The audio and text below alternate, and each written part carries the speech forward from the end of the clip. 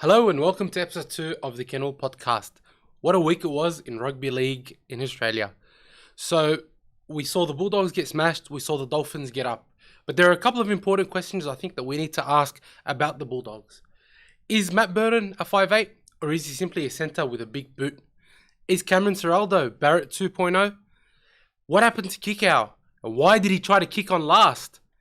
And many more questions that we'll be discussing in the episode today. Plus, stay tuned for an exciting announcement about the podcast for next week. And now, on to my co-host, Dibbo. How was your week, mate? Great weekend. Footy's back. What a weekend. Screen. Absolutely amazing. Yeah, it was quite an eventful first week. We had our upsets.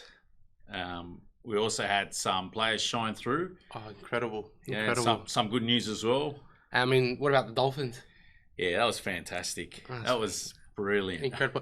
Look, we will get to the Dolphins, I promise. But first, we need to do a post-mortem on the Bulldogs v Manly match. Post-mortem, eh? Oh, I've been, honestly, I mean, this is one of those games that was just so difficult to watch.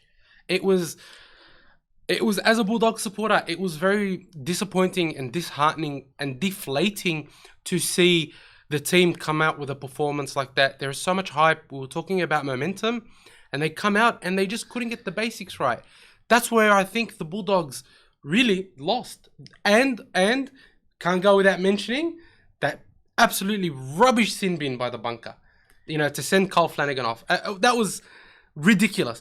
But how did you see it? Look, from a neutral point of view, it was a very disappointing performance from Canterbury, especially from their forwards. Look, the only go-through I thought I saw from them was Max King. He was trying his harder. He might have saved, I think, 2 tries in that first half. The rest of the forwards, especially Kikau, was MIA? Yeah, look, quite disappointing. I know Manly had a lot of the possession to start off the game, so he put them on the back foot. There was some positive signs. Red Marnie hit the ground running. Incredible. He was his best. Yep. Hayes Perham was good without being spectacular. I think for a first game at fullback, yeah, I agree. I think he didn't drop any balls. When he was given the opportunity to run, he showed that his explosiveness. And I think with time and as the team gels, there are going to be so many opportunities where you will see Perham just run straight up the middle, I think. I think Burton's probably going to be mad. He would be mad. So I think he'll come out all guns blazing. What do you mean by mad? So I think he wasn't happy with his own performance against Manly. Whether he was just off his game or he probably didn't get enough service from the halfback. So, look, they were on the back foot a lot. The sin bin did hurt him. It was a close game up to then. I agree. It was a close game, but I think that, even though it was a close game up to then, in the first half, we saw, Burton kick it out on the full, Kikau get it in last, and then kick it out of the full. I actually think Burton was trying to spread it wide so that Kikau can get it to the winger, to get it to Fox. I don't know what Kikau was thinking. I think Kikau thought he was a ball player. I think he thought it was a 5'8" or a half. It was just the craziest thing I had ever seen. It reminded me of T-Rex a little bit. He'll bounce back. He'll definitely. Look, I love Kikau, and I think he'll be great for our team. But I was surprised that Burton didn't kick it when he got it. It was last, and he's got the biggest boot in the game. Or were you just surprised he didn't put his torps? We didn't see any torpedoes from him. I think that was quite, that was baffling. But I mean, while we're on the topic of Burton, how about we discuss the Burton? Is Burton a 5'8", or is he a centre with a big boot? Look, he's got a good running game to him. I actually ran into him yesterday, so I was in the heart of Canterbury territory in Belmore. Nice. And he came around the corner with, oddly enough, Reed Marnie was standing next to him, and Fox was behind him. Burton's quite very tall, taller than I expected. And then he had Red Marnie, by contrast, standing next to him. I didn't realise Marnie was that short, to be honest. So, yeah, I thought he was a bit taller than that. And there was Fox always as usual. He's just got that aura about him. Yeah, he's very infectious. But it looked like they had just finished a training session. Burton just looked focused. He just came out of that training session. He just looked focused. I know he's going to want to make up for that performance last week. And they got a big game coming up this week against Melbourne. I mean, if we're not careful, we could be 50-0 down against the Storm. I don't think that's going to happen, but, if we continue to make those mistakes, who knows what the Storm can do do to us with with Munster and Munster's out this week, but they are. are. They're Munster. They're a very unrelenting side, Melbourne. Yeah. I mean, they got Wishart in there, and he's a good young player, so he'll come in. Yeah, but what do you think? Do you think Burton is a 5'8", or do you think he's a centre with a big boot? He needs a bit more time, maybe in that 5'8" role. Look, he sets up a lot of tries, so he likes getting his hand on the ball. Just keep him at 5'8" at the moment. See how it goes. I know you got to. Last week we did discuss a young bloke by the name of Kyle Olawapu. Yeah. Who is proving his doubters wrong. He had a good game in New South Wales Cup. I watched him in the reserves.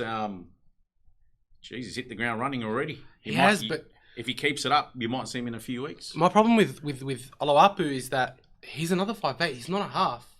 He likes taking the game by the scruff of the neck. You might see him in that 7 jersey. I mean, could they mould him into a 7? But I mean, from what I see, I think he's another 5'8".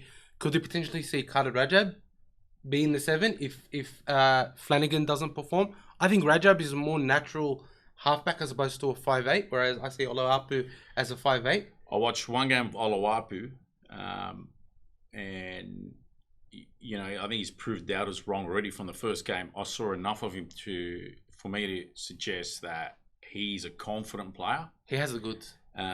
Put him in that 7 jersey, and he's still going to excel because he likes getting hands on the ball. He likes taking charge of the side. So I think he'll work at 7. I mean, yet to be seen. But if you look at... the other fullback is, you can move Burton to the 4 position or the 3, one of the centre positions. And Olawapu slots into 6, and then you just go from there from your 7, wherever that's going to be. Look, I hate mentioning Flanagan all the time. I really want him to do well. And he didn't have a bad game against Manly, I don't think. I think he defended very well. He had a few touches that showed he's going to warm into his role a lot better this year. But I feel like Burton is burdened by the duties of trying to run the team. I think Burton's the type of player that likes to just be able to play heads-up footy, take a run, take that kick when he feels it's on, not needing to be too controlled. I think Flanagan's really got to chance his arm more. He's really got to take it to the defence. He just plays... He just gets the ball. Safe. It's like he calls a play double cutout or something, and the defence is 10 metres back just watching him. He's not a threat to the line. Yeah, he's too safe. I think he's too scared. Like, he's still just calling plays for the first 4 tackles. I mean, it's like it's just programmed in there. He's just got to chance his arm more. I mean, take on the line if he has to as well. Throw that dummy. He's just got to offer more to that line. He just stands back and he just calls the play, or just he's too passive. Sometimes doesn't get his hands on the ball enough, I find. Honestly, do you know what I feel with Carl Flanagan? I know this is really horrible to say, and I apologize for making this comparison, but it's just a really basic comparison. I feel like he still has some sort of PTSD from his last couple of years. We're at the Roosters. Like, even the last year's Roosters, and then the year at the Doggies with Trent Barrett. I feel like he's still suffering from that fear of coming out of his shell to really show us what he can do. And that's a bit of a shame, because I think that... Is it a confidence issue? It's definitely a confidence issue, and I feel like he's still scared to make a mistake. He's scared to try and do something and it not work. That's where I think Carl Flanagan is at the moment, and he needs to be able to come out of his shell, because I think Burton needs it. This is his, 4th season in first grade, 5th season? 2013. Flanagan. Regardless, he's at about 50, 60, 70 odd games. Yeah. He's got to really... This is his... He's got to take it now. It's his last chance. He's got to pick it up. Yeah. So, Max King, I thought was incredible, and I think he was given a leadership role at the Bulldogs, very well deserved. I thought Raymond Faitala-Mariner tried his absolute heart out. Like, the bloke did not stop. But their defense... I think he's got to offer more. Nah, Manly's defense was punishing. He's got to give more than I personally think that Raymond Faitala-Mariner should be at lock. I think that with the current shortage in forwards that we've got, we need another big forward in the 12 in place of Raymond Faitala-Mariner. Maybe an Andrew Davey, or maybe even start Jacob Preston and have maybe Fa'amanu Brown on the bench, because I think that we're a little bit slim in the forwards, and that's why we weren't able to build any momentum against the Sea Eagles. If you look at the Sea Eagles team, they made 400 more running meters than we did. They made 160 extra post-contact meters than we did. We had 100 extra tackles. We made 30 missed tackles, 16 errors. And I just feel like they put us under so much defensive pressure that we couldn't really get any rhythm. Their forwards got a real roll on. Alakawatu. Incredible. He's an incredible player. I know he's coming off contract, I believe. Paseka, their front row was... If he wasn't their best forward, he was close to their best. Incredible. Yeah. Turbo Tom had a happy return. I thought he was good. He was good, but he was only in second gear. I mean, we didn't even see Tommy really click into third or fourth. He was just honestly cruising along. There was a point there where he got the ball and he didn't even want to run. Look, whatever he's got in front of him, regardless of eras, he's very hard to contain. He's incredible. We can't forget DCE, the GOAT. Incredible. What a game he had. He proved me wrong. I mean, Manly came out. You said, you were tipping them for the spoon. I'm actually tipping them. I want to come out of left field, but I think we're really going to scrap that because DCE, he's showing no signs of slowing down. Oh, he's incredible. And I think if they keep Turbo on the field after what they showed against the Bulldogs, I think they're in for a top four finish. As long as the team, if they stay focused, they stay fit, injury-free. Well done to Anthony Seibold for... They'll make the 8. I don't know about the 4. Maybe fringe 8. I don't know. I don't think fringe... I think if they... Like with their forward pack and DCE, especially if Turbo stays fit, they're such a well-rounded team. And I mean, if you look at having who did they have their 5'8" again? Sorry, Cooper Johns. Oh yeah, Cooper Johns. But he's got a great halfback already. That's DC, what I mean. World class. He just needed to be that extension, and but yeah, the Bulldogs look. For this round against the Storm, Ciraldo's stuck with the same team. I don't know whether that's a good thing or a bad thing. The Storm do have some inexperienced forwards, having lost 3 or 4 to the Dolphins. So it could be a more like comparison in terms of the forwards. But I don't know. I think we needed just one more hardworking forward in the pack for us. Look, you are missing Thompson and Tavita Pangai. And Patolo. Chris Patolo, yeah. Look, they'll come back after about a month's time or so. Well, I think they were saying that, I think Ciraldo was saying that Tavita Pangai Jr. is not due for another 6 rounds. And so 2 months. Yeah, and Thompson's out for 4 to 5 months. So it gives an opportunity for all those other forwards to press for their claims. I know you got... Franklin Pillay came off the bench. But he only made 2 runs and he played for 5 minutes. He needs more time. Look, he's named the unchanged 17, but we'll get to that later when we preview the next round. So yeah, we'll get there and talk about the lineups. I don't know. I just feel a bit deflated. I was hoping for a lot more than what It was a deflating scoreline, 31-6. We're last on the table. I should screenshot that table and post it up. Look, hey man, Canterbury in 17th. Nothing's changed. It's just the fact is we said we couldn't get worse than 16th, and look, we're 17th, which is. What are you trying to say? Ciraldo's a glorified Barrett with a slightly better team. Barrett 2.0. Nah, look, I don't look. I'm still gonna give Ciraldo the benefit of the doubt. Long way to go.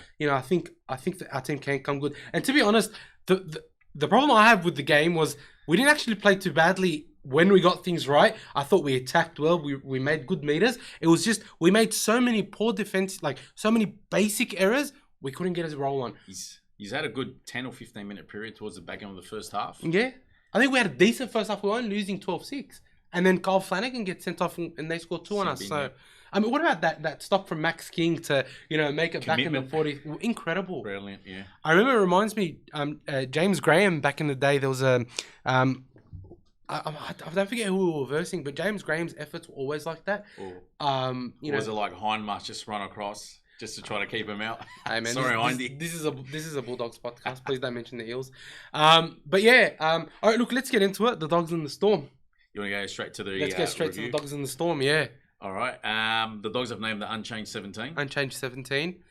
Storm have Tyron Wishart at 6. Cameron Munster's injured for a couple of rounds after his horrible compound fracture of his finger that was sticking out of the skin. Horrible. That sounded very, very sarcastic when it comes because he's against the Dogs. No. Honestly, I think Munster's such an enjoyable player to watch. It's just disappointing that he's not playing. And look, I think it's good for us because it gives us a chance to recuperate and to try again. But they've still got an incredible team. How do you see this one going? I think Storm will still win. I think Storm will win by about 12. But I do think the Bulldogs will put up a good fight. But I just feel like they have, Jerome Hughes. They have, Nelson Asaf-Solomona, Christian Welsh, Harry Grant. They've just, they've got a great team even with the losses that they've had.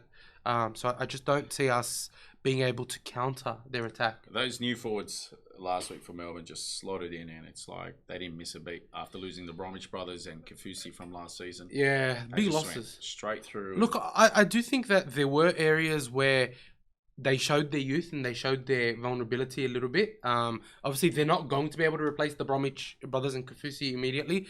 But, as you say, give them 6 to 12 rounds and they'll be there.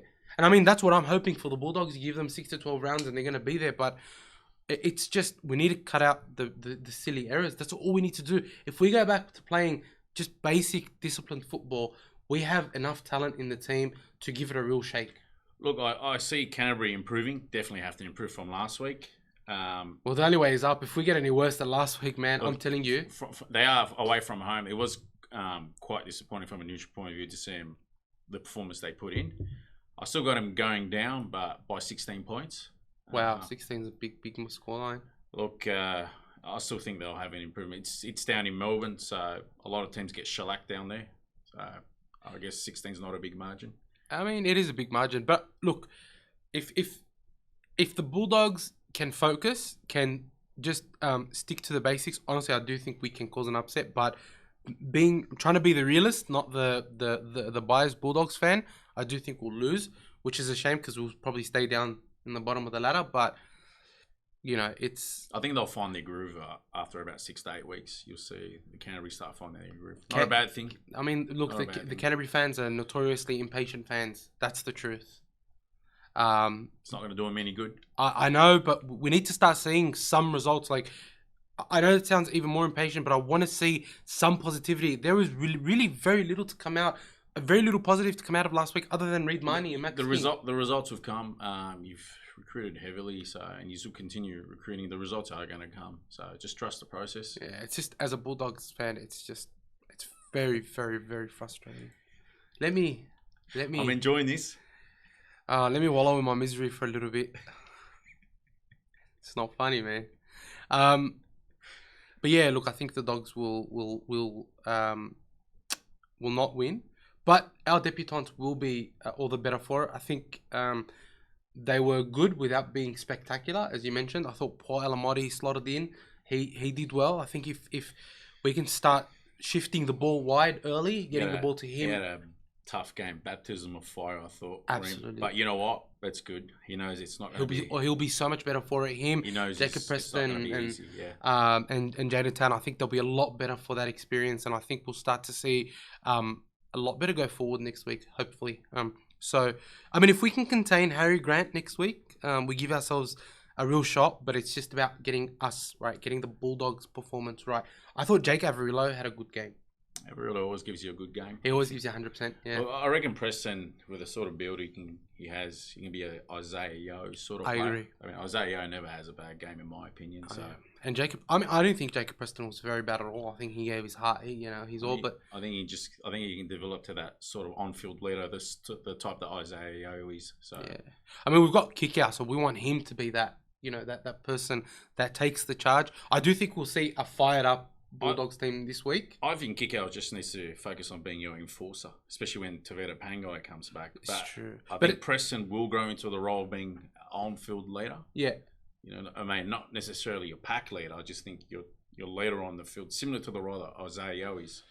I mean, I think Tavita Pangai Jr. is always going to be our enforcer, and I think if you look at the Eels game that we won last year, he absolutely tore their forward pack to shreds. They didn't know what the heck hit him. Just need it from him every week. Just need that every week from him, and we need the rest of the forwards to go with him. And honestly, it will be very, very, very difficult to, at least to beat, against the majority of the teams. But look, we'll be better for that experience, and I'm sure Ciraldo's going to make some changes. So, well, I can't wait for this game. Actually, it's a Saturday night. So, what do you think the score's going to be? 26-10. 26-10? Yeah. Doesn't sound as bad, does it now?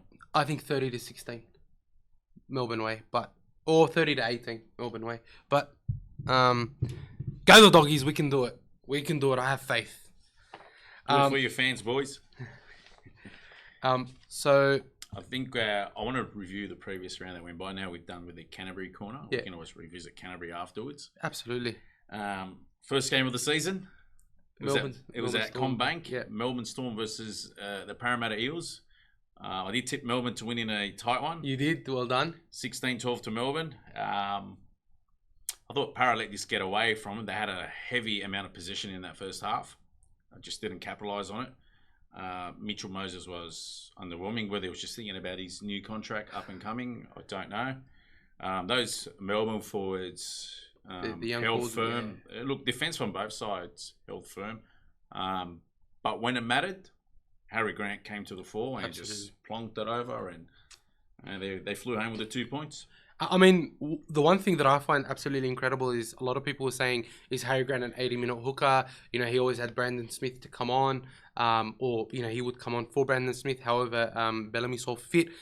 And for him to play 85 minutes and to play so well is incredible. Yeah, he's a whole game player. I remember when he really burst on the scene at the West Tigers. Yeah. He uplifted that whole side. He made a big difference. They played some great brand of footy under Madge. So big and loss to go back to Melbourne for him.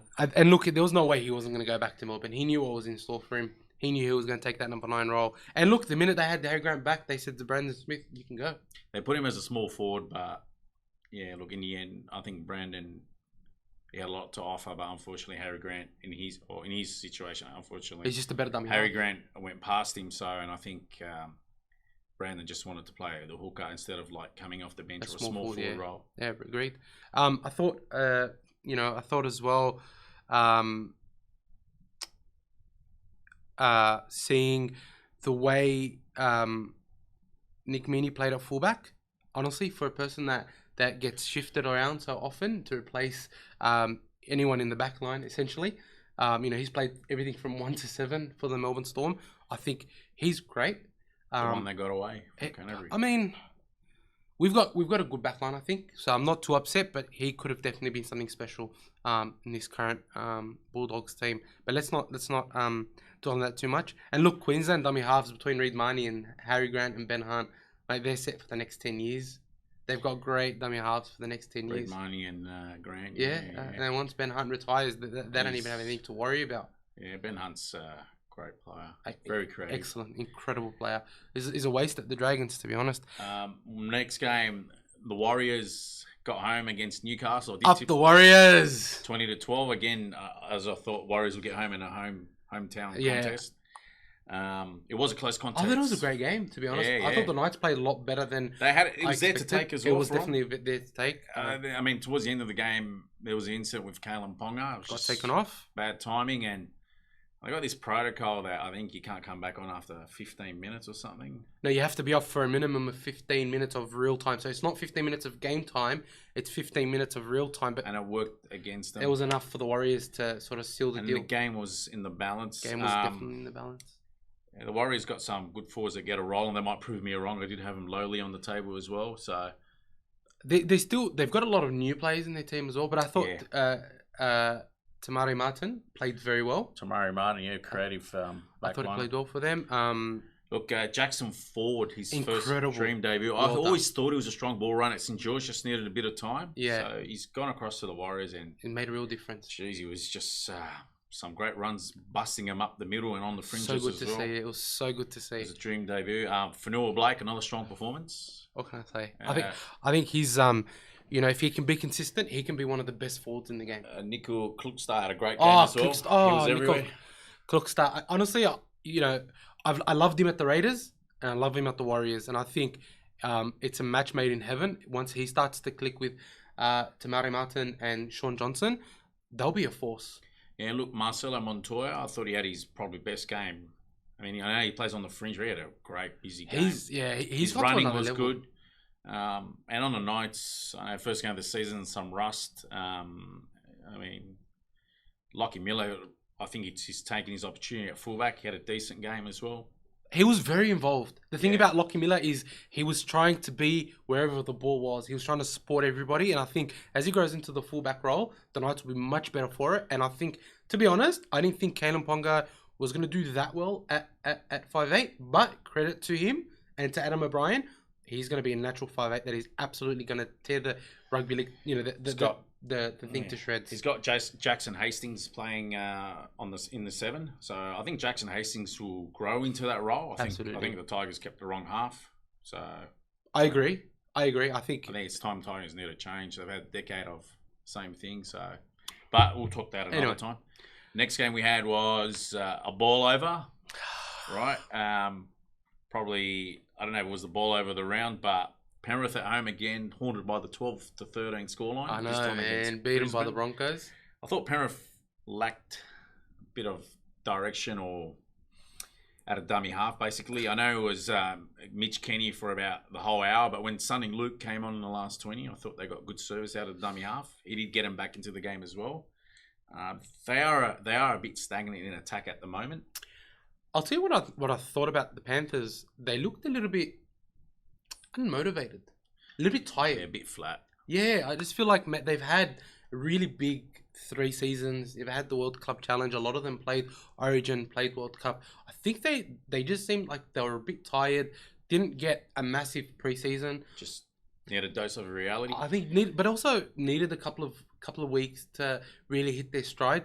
Look, the good thing after that game, I think we all saw, was Jerome Luai and Jamin Salmon. Yeah, that was great to see. I mean, they're professionals; they'll have that chat. I loved it, and it's good they had that chat, airing it, and they'll move on. Unfortunately, it was just in front of the cameras where it happened. That's about it. There's nothing wrong with what they did. It's just normal.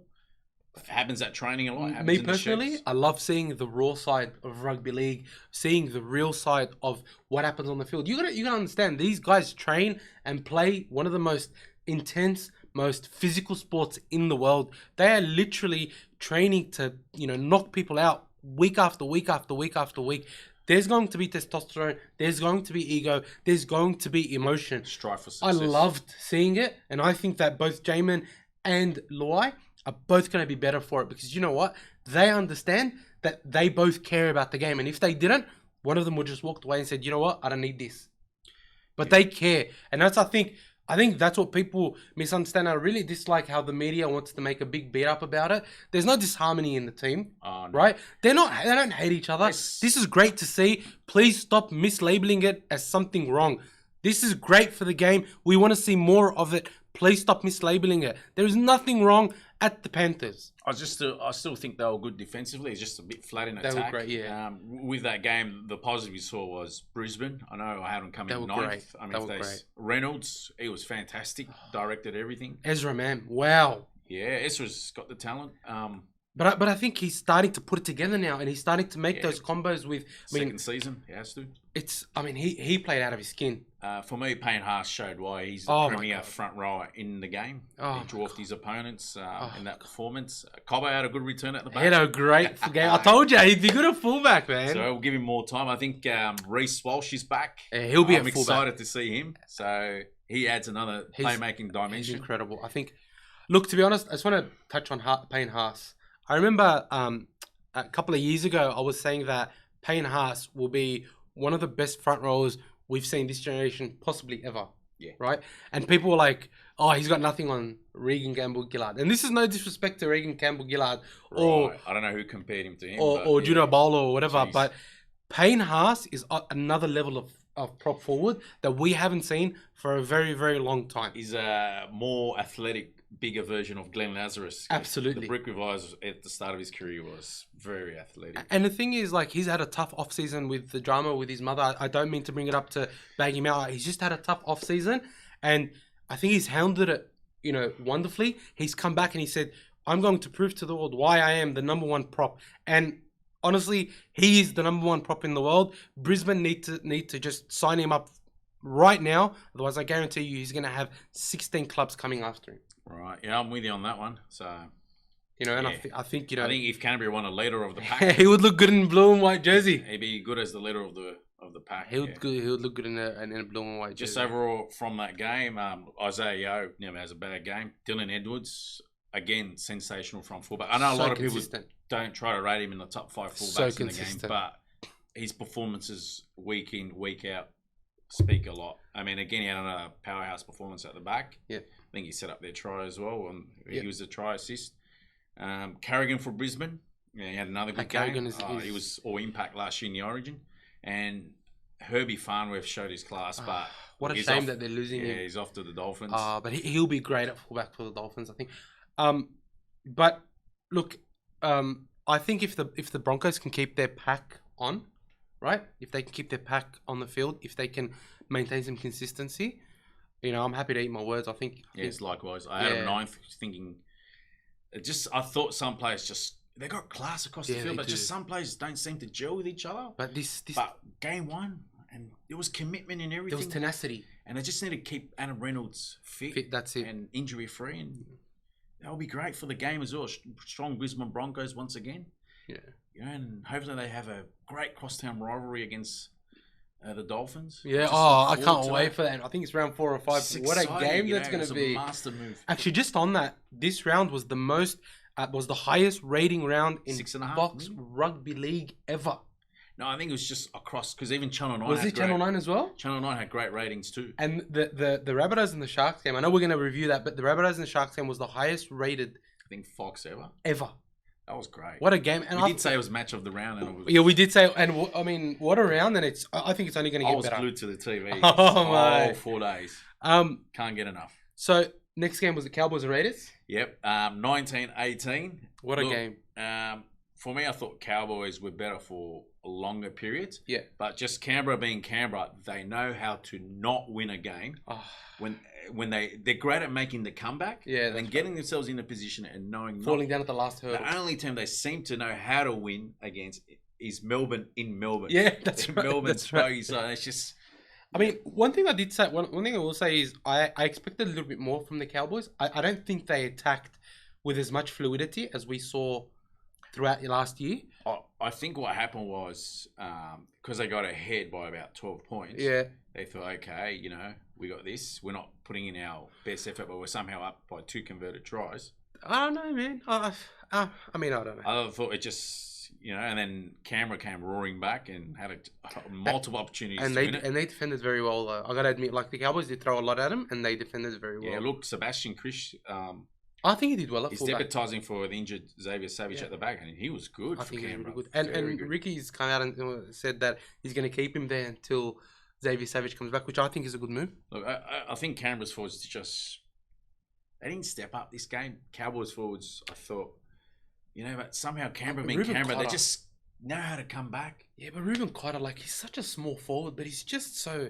He's just. Does he remind you of Dallas Johnson back in his Melbourne days? I mean, a little bit, but I feel like more flair, basically, more impact. I think he's just got more athleticism. I don't know. Ruben Cotter's just one of those ones. He's one of those players I don't understand. How is he playing in the 10, making so many meters, and he's so small? Like when you look at him as a forward compared to like the Tapane, for example, he's so small, but he's just. Anyway, I think Cowboys and Raiders are in for a good year. Yeah, look, I hope so. I had Canberra 8th. I hope they, make it Canberra. Cowboys will be there towards the business end of the season, so it's good. I mean, I hope they stay injury free as well. Next game we got was, I thought, match of the round. I thought this was played as I expected. South got home 27-18 against Cronulla, who are missing their halfback Nico Hines. I thought Braden Trindle had a very good game, though. Yeah, look, he's deputised. He's come in. No Nico Hines? No Nico Hines? Opportunity, yeah. So, but he was well. He's there, I think, for the next month or thereabouts. Yeah, they're saying, Nico Hines could be out for another 3 or 4 rounds. So, I think Braden Trindle did very well. A bit of entertainment in this game. Both sides do like a quick shift out to the fringes. I mean, both centres for Cronulla, Talakai and Ramian entertainment machines. And likewise with Souths. I mean, they got Campbell Graham. Yeah, like seeing the ball in his hands, and you got Latrell there, and I thought Lachlan Ilias was fantastic. What a try-saving tackle! Yeah, never gave up. What a tackle! I think that walk up did him the world of good. He he ran around with a bunch of park footballers. Yeah, and he was just doing everything for him for the Greece team. So, but I think the other thing that I saw from Lachlan Ilias was that he played with a lot more confidence in this game. He took the game by the scruff of the neck. It wasn't just Cody Walker saying, "Okay, I'm doing this." Elias was like, "No, I'm going to take the right. I'm going to do this. I'm going to do that," and it paid off dividends for them. And I think ultimately it came down to because he saved a try and then he put on a try and he scored a try. It was great. What a game by the number 7. And I love seeing number 7s come into their own, especially when they're that young. Hats off to you, Lachlan Elias. I really, really hope you continue to perform. South's forwards again got a roll on as well. Oh man, they're a great forward pack. I mean, well coached. Jason Dimitri already from game 1. Last year he was playing catch up after Wayne left the club. It looks like they're. Yeah, I think I have South's coming 4th. Yeah, I got him in the top 4. But a lot of people actually have him going probably top 2 and possibly winning. Top 4? Our guest next week, who we'll discuss later, actually has him winning the comp this year. So we'll get to that soon. But I think Rabbitohs will. I like what I saw. So yeah, it'd be great. And Latrell looks slim. And how good did he look? Honestly, I think Latrell is. I think he's starting to become one of my favorite players. I just can't get over the leadership that he's starting to show, his ability. He's incredible. On to the next game. It was pleasing to see the Dolphins knocking over the Roosters. What a game! 28-18. Look, for me, it was the ball over the round. Ball over of the decade. Look, but it shouldn't come as a surprise because it is a Wayne Bennett coach side. He's done it before when he initially had Brisbane all those years ago. 1988 against Manly. I think they won 44-10. Something like that. Look, they were immense in attack. In defence, the energy was there. They entertained. They were incredible. Wow. Look, what I liked about the Dolphins is they didn't give much away in the trials. They looked dreadful. Yeah, that's right. And that was good because no side used to give away a lot in the trials. Yeah. Where you had sides this year, it's like they played the whole deck of cards in the trials and showed everything. And, in this game, it's just, they came out all guns blazing, the Dolphins side. And it was just a shell-shocked Roosters side, basically. But I think I just want to make a couple of comments on this. Sean O'Sullivan had a brilliant game. Him and Kikau, as Ciraldo used to say, had the opposition at 6s and 7s. Yeah, that's exactly what they did. Yeah, Sullivan always had the talent. I think just injury kept going in the way. Remember he was at the Roosters? And then he was at the Panthers. And he was about to play in that grand final in 2018 or 2019. Yeah. And he's moved around a bit. But I think he's been injury-free and he did well last year at the Panthers as deputising whenever one of the halves was injured. And it was just so pleasing to see. And that's what the Bulldogs need out of Kyle Flanagan. Just play a basic style of football. Just play with confidence, back yourself, but just play basic footy. Kick into the corners, throw the passes, and look, Isaiah Katoa for a young guy to come in, to be taking over the place that Anthony Milford was supposed to be at. I think Alawaipu is a similar type of That's player. what I'm thinking. So that's what I'm thinking. You might see him in first grade. We might see him sooner rather than later. Yeah. Look, just from that game, Kafusi, he was a hitman. He was a man on a mission. I think somebody had just rolled him up. I think somebody had just given him a whole briefcase full of cash, and he's fulfilling his mission. That was probably his best game, I thought. I saw him playing about 4 or 5 years. He smashed Brandon Smith, and Brandon Smith did not play the same. Smashed a lot of their players. But that hit he put on Brandon Smith.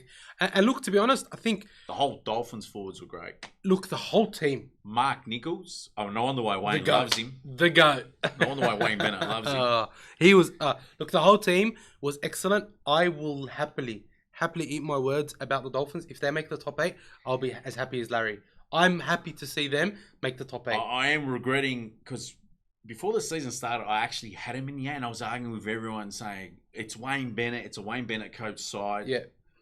And then I think last podcast I had him coming 12th. I didn't want to get ahead of myself. Yeah. I'm already starting to rethink that. It's just so pleasing to see. We're gonna have a crosstown rivalry in Brisbane. It's gonna be incredible. I mean, you can only imagine how big it is between the Broncos and the Cowboys, and now the Broncos and the Dolphins. Wow. I mean, for me, that'd be the game of the round, any round it's on, especially seeing that the Dolphins can actually perform. Yeah. That's what I think. Just on that, the Roosters, they suffered a few injuries and a few bursted egos. I don't know. I saw injury to Matt Lodge, like his head had indented from here, so it was maybe a forearm across there or something. Maybe. I think the Roosters will come back strong next week. From them, that Swaliti showed us he's going to be fantastic this year. He still had a strong game in a beaten side. I think Swaliti, at first, I questioned whether he was worth the hype, but now I'm starting to think this kid. I think the Roosters will keep him on until they get rid of Tedesco. This kid will be the best fullback in the game. Right, yeah. Honestly, I know that's a big call. I'd love to see him probably in the centres up in the line, just whacking players. Giving him the opportunity. Because he can whack players. Like giving him the opportunity to play fullback, I don't see him being wasted in the centres on the wing. He's just too good of a player. Probably deserves a chance there. We'll see how that goes. Final game of the round, the Tigers 10, the Titans 22. It was an entertaining game. It was an entertaining game, but just for the Titans fans out there, David Fafita did resign today till 2026. So congratulations on that. He did say he would resign. He did. He seemed happy there. So he had a great game. He had a very good game. He was their best forward, I thought. They knocked over the fancy Tigers. It was an entertaining game. It was a very good game. The Tigers did get themselves back into it, but I mean, Gold Coast got a better forward pack than we make out to be. They got a Fodawaker on the bench. Fodawaker's very underrated. He's off contract, I believe. Look, I think the Titans. AJ Brimson was played out of his skin. They got Tino the Tormentor. And he got Fafita with him as well. So yeah, I think three boppers there that are going to really terrorise teams. After the first round, I think it's going to be such a tight competition. It's exciting to see. I mean, Gold Coast again proving me wrong. So I was just starting to think who's going to be down at the base of the ladder this year. I mean, I think Tanner Boyd had a good game. Tanner Boyd at 7, yeah. I mean, he's gone ahead of Toby Sexton. So yeah, look, I still think Toby Sexton is a future number 7 for the Gold Coast. Tanner Boyd played well. So Tanner Boyd played very, very well. I think the whole team defensively for the Titans just didn't crack. So it was very pleasing to see. The Eels, the Tigers are suffering the same problem that the Bulldogs are facing. Is that it's a rebuild, but they also have a lot of new players that need to take time to gel. Right. Also Bateman wasn't playing, and I don't think he's going to be rushed in just yet. So, do I think that they'll be better? Yeah, they will be. They're just going to take a while, but I think there are good signs there. Definitely, they didn't get blown off the park. There was, a couple of errors in their game. I think Isaiah Papali'i is going to take some time to. I don't know. I mean, there was probably a reason why Appy started off the bench. Yeah. Is he carrying a niggle, or was it just Tim just wanted to see how the other dummy half went starting? Or he had all the trials to do that. Might be holding a niggle. I think he's starting this week. So I hope he starts this week. I didn't understand why he didn't start. I think you don't buy someone and RP make him your captain and put him on the bench. I didn't really understand that, but as you say, it's could be a niggle. Season, 6 months ahead of us. Let's see what happens. All the best to the Tigers. Look, Dwayne again. Excellent game. Brooks, again, a little missing in action. Brooks needs to pick up his game. I don't know how much longer I keep saying the Eels. I don't know why. It's the Tigers. The Tigers. I think your mates must be Eels fans have been tormenting you. No, I don't have any Eels fans as friends. The Tigers can't keep persisting. You know any Eels fans as friends? Right? Not hard to understand. No, I do. Not hard to understand, but continue. The Tigers can't continue persisting with Brooks. I really don't think they can. I think it's either make or break the next 10 rounds. If he doesn't do something, they've just got to. Surely they got a young half coming through. So I'm sure they do. They have some good juniors, but look, I think it's a long season, and the Tigers will get much better, especially with with Tim Sheens and Benji there. All right, and just before we go into the preview of the coming round, the Dragons. Good news. They managed to stay out of the headlines for once. Anyways, now we're going to the previews. But also, other good news. Talatau Amon. We'll get to that. Is actually. We're going to get to it. We were going to get to it, but it's actually really good news. It's you must love the Dragons. I just don't think that the stand down rule is being implemented correctly. I do like the rule. I just don't think it's being implemented correctly, and it would have been a shame if Talatau Amon was sidelined for 2 years with waiting for his case to be heard. So great news for Dragons fans. I don't know if he's going to play this week, but he's back and he's clear for selection. So that's great news for the Dragons. Has he been training? I mean, the news only came out today, so I'm guessing he'll probably. I think they're allowed to train with him. I don't know if they are allowed to train, but I don't know if he's been running all the drills and stuff. But anyway, I imagine he is because he's a core member of the group. They must have known. I think they must have known a month ago he was going to go. I think it only came out a couple of days ago. To be honest, I think the legal advice always comes out beforehand. But it's great to see, and I'm hoping he's back either round 2 or 3. And it's good that you guys had the bye. So yeah, look, good to see Talatau back. All right, we've already previewed the Canterbury game in our Canterbury segment. First game of the round 2 will be the Panthers versus the Rabbitohs. Mm-hmm. How do you see this one going? It's a great game. I think potential to be game of the round. I think it will be the match of the round. Latrell Mitchell might not play. Oh, I was reading a report today that he has a bit of an injury, so a bit of a twinge or something. A bit of a twinge, but they've named him, right? Okay. So I'm going to say he's going to play. I don't think we've seen any changes on the lineups. I don't think we've seen any changes. I have the Panthers by 4.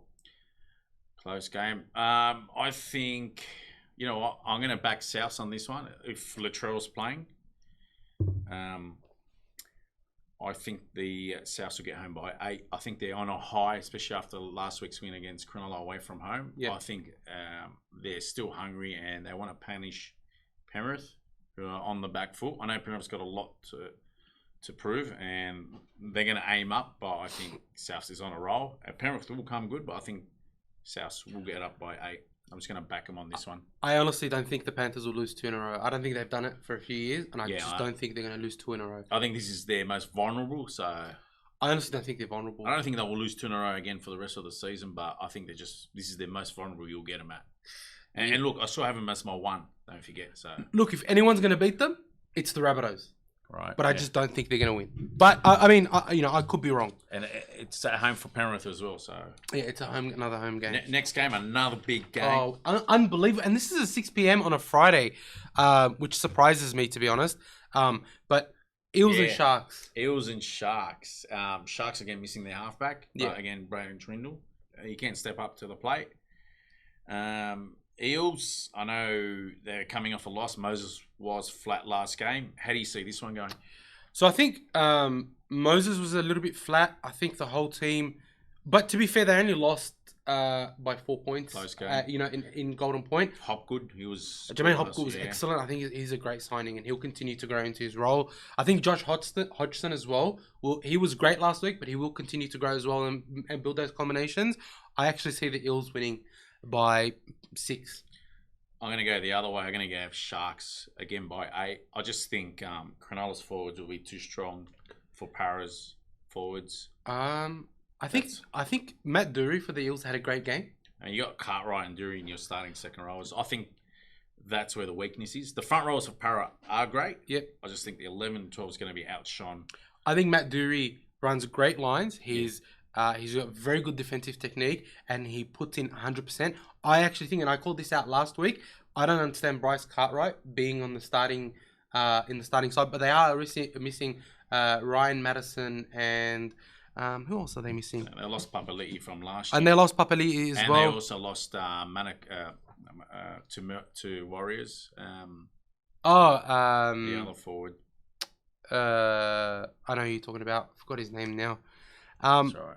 But yeah, look. They lost Neokore. Neokore, that's it. I do think the Eels will win, though. I think they have a great team and they will bounce back. I don't see teams like the Eels losing 2 in a row, while I do see the Sharks being... While they're a great team, I just feel like the Eels are still just a little bit above the Sharks. So you think they'll get home? That's all right. Good. We've gone on opposing sides. Yeah, I think the Eels will get home. Next game, Queensland Derby. I can't wait for this. I cannot wait for this. The Flying High Broncos versus the Cowboys. Reece Walsh makes his return in the fullback role for the Broncos. How do you see this one going? I was going to say Cowboys until I saw Reece Walsh named in the team. I'm going Golden Point to the Broncos by 1. It's a good prediction. They always do have... Look, I'm going to stick to the Broncos on this one. Mm-hmm. They were on a high last week. Yeah. Cowboys were good without being spectacular. They might notch it up a bit, but I think Brisbane, they were hungry last week. They scrambled well. I'll get Brisbane home by 6 points. I mean, having said that, I do still think that the Cowboys are the better team. Of course. I think overall the Cowboys are a much better team, but I think that you're right. They're riding high from the win against the Panthers. They're getting Reece Walsh back. I think Reece Walsh is, I mean, the fact that the Broncos got him back is just wow, and he's going to be their long-term fullback. And look, I know it's his first game of the year. I mean, if he's having a quiet one or not his day, I mean, you can throw him in anywhere. You got Selwyn Cobbo ready to go straight back there. So I think just during the game, in case to take the pressure. Yeah, that's off right. him. That's right. Following game, Roosters and Warriors. I don't see the Roosters losing again, but I do think that it'll be a very, very tight game. Joey Manu comes back for the Yeah, Roosters. that's right. Joey Manu's back. One of my favourite players in the NRL. I think he's absolutely incredible. Fletcher Baker slots in for Matt Lodge. So, Fletcher Baker's a very capable player. He's a very capable forward. I mean, are they missing... Brandon Smith's going to want to prove a point after getting smashed last week. I'm just saying, I don't think that Lodge had his best game last week. So, I mean... The team was shell-shocked, so they're on the back foot for large periods. I think Roosters. Look, I was going to go the Warriors till I saw Joey Manu in the line, and he can do things himself. Yeah, that's right. It's still going to be a close game, I think. Roosters by 6. I have Roosters by 4. Yeah, so it can still go either way. I wouldn't be surprised if the Warriors bring a surprise. I mean, they got the from what I saw last week, they got the talent. They have the talent, yeah. Whether they stay focused throughout the year, we'll find out. Dolphins Raiders. Wow. Dolphins by 12. You know what? I am going to go the Dolphins on this one. I mean, surely with a performance like that, they can keep it. They showed me it wasn't a fluke. It was not a fluky game. It was not a fluke. So I'm going to go exact same scoreline by 12 points. Yeah, I think Dolphins have it in them. I think Jeremy Marshall-King to be man of the match. I'm surprised he wasn't man of the match. I don't think Canberra will have a bad game. I mean, no, absolutely I just think Dolphins, it was no fluke last week. Just Wayne. Where has this been played at? Is this going to be up in Brisbane or in Canberra? I think it's up in. I think this game's up in. Redcliffe? Redcliffe. I think. Cliff Oval, whatever it's called. I think they named it after the sponsors. Oh right, Kings. I think so. Yeah. I think Dolphins by 12. Storm Dogs already went past that. I think I gave it 16. You gave it. Dogs to win by 24. Hey, it could be upset around if they do get through. Next game. I think this is an uninspiring game at this stage. Tigers versus the Knights. I'm interested to see how Ponga goes in his second game at 5'8", with Lockie Miller his second game at fullback. I have the Knights here by about 10. You got the Knights by 10. Because I thought they didn't play too badly last week, to be honest. Look, I want to give the Tigers a second chance. I mean, I want to lean towards the Knights. Look, I'll go the Tigers. I'm gonna go the Tigers by 10. Yeah. Not very confident. Yeah, I'm just looking at the lineups, and I think they're both largely unchanged. Knights got some good players in there. Bradman Best, I think he's going to get the ball early, not when he's right up at the line. Yeah, but he's had heaps of injuries as well. He's a good runner of the ball. I mean, looking at Newcastle, they got a guy at 21, Greg Marju. Oh, Greg Marju. He's very powerful, so yeah, they need to surely he can nab a wing spot. I mean, Haiwan's good. I mean, I'd like to see Greg Marju have a chance. He's a very powerful runner. He's physically very strong. Look, could go anyway. Yeah, so I think just an uninspiring game. That's how I see it.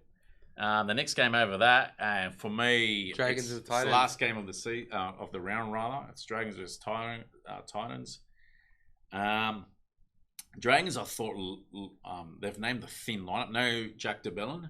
No Aaron Woods. I'm not worried. Aaron Woods is in 22, but they just got a skinny forward pack, a thin forward pack. I find in the front rowers rather. Yeah. I mean, you got Francis Marlowe and Blake Laurie. I mean, Marlowe's quite decent, but they don't really set the water light, basically. Yeah. Your second rowers are Murdoch, Masilla, and Sewer. I mean, Sewer and Bird here. Yeah, I think it's a good... You got a Toby Couchman, one of the twins.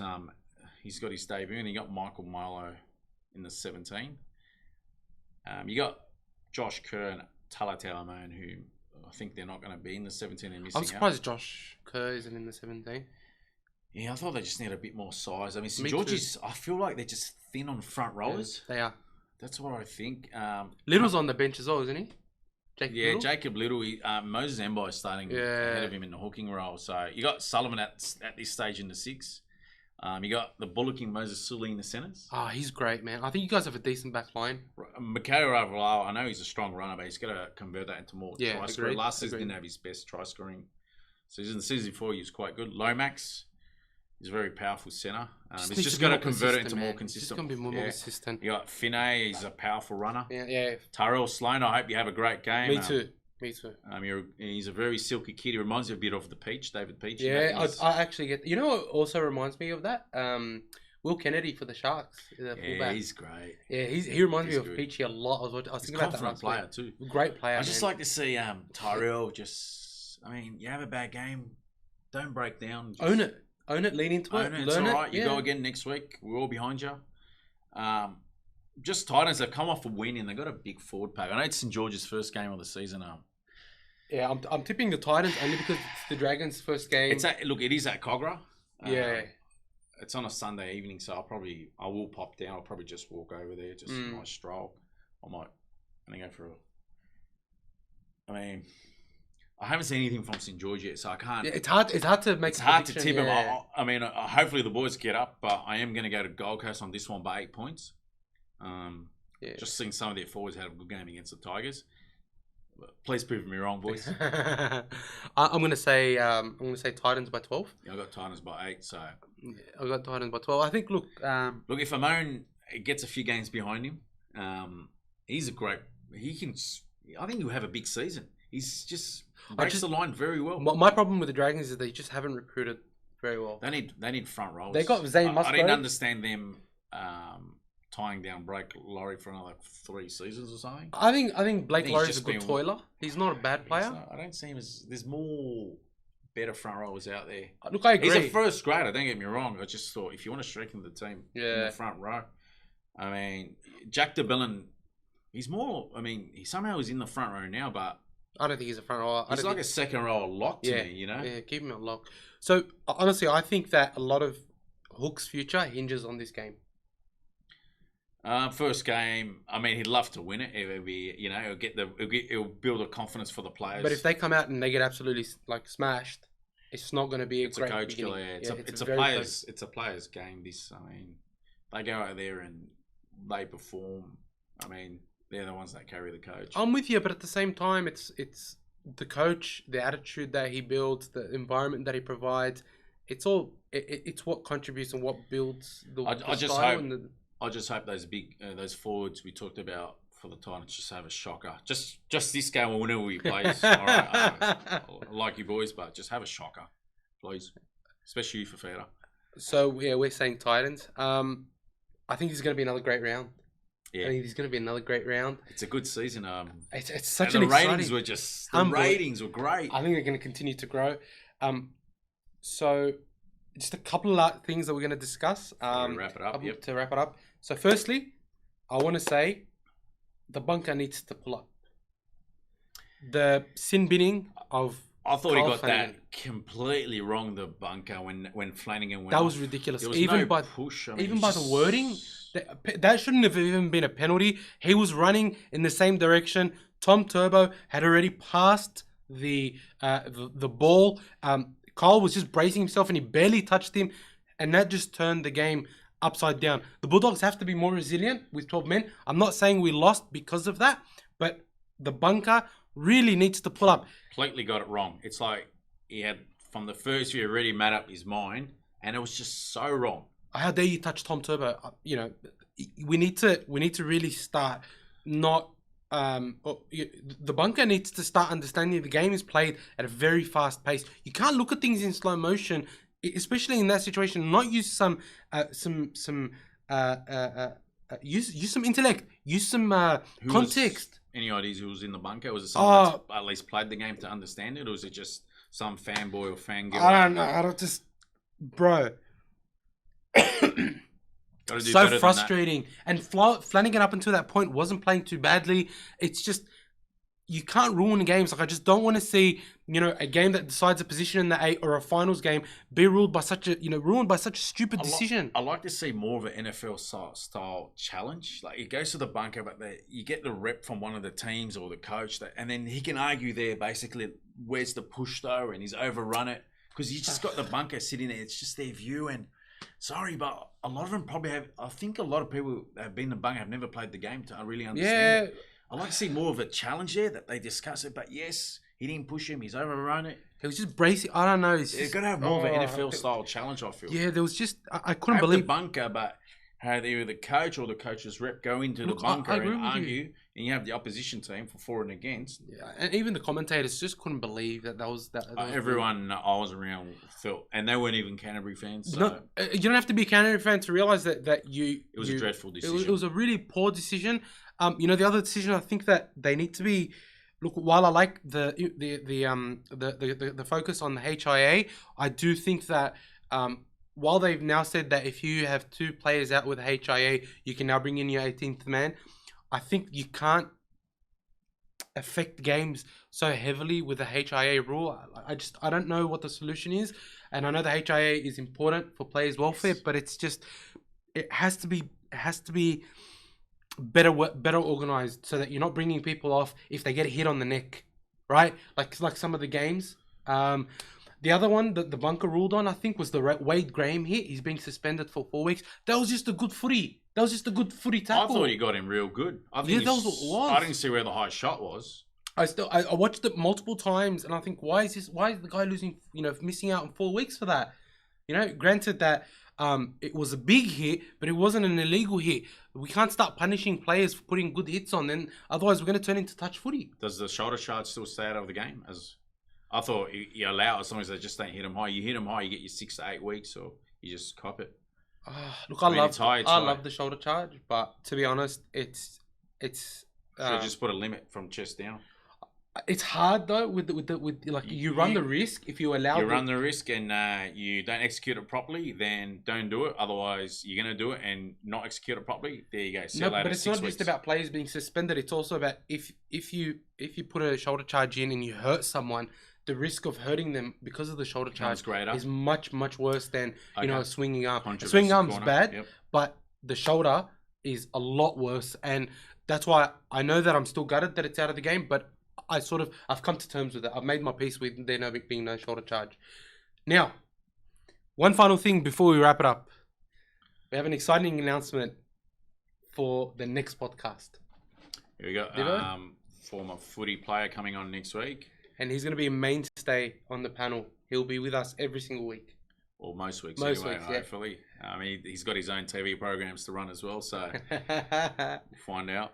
But yeah, he'll be with us next week. So make sure that you're tuning in next week to find out who we will have on the panel. If you're not on the kennel, join the kennel. Ask questions. We'll get them answered here on the show next week.